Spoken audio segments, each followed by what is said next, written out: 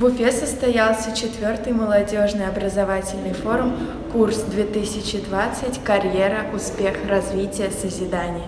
В текущем году данный форум собрал более 800 заявок на участие. В течение 2 дней работы форума было организовано несколько площадок по разным направлениям. Какие новые знания ты получила при прохождении форума?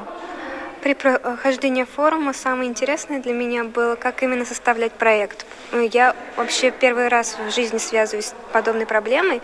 В завершении участники презентовали свои проекты перед аудиторией и жюри. Всего было представлено более 50 проектов. Что тебе больше всего понравилось на форуме?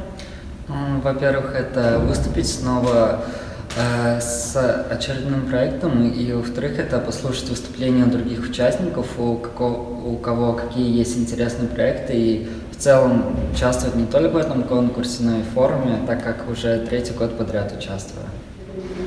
Работа образовательных площадок форума была посвящена формированию у молодежи традиционных семейных ценностей, вовлечению молодежи в предпринимательскую, волонтерскую и проектную деятельность. Аделя Галютдинова специально для Горы новостей.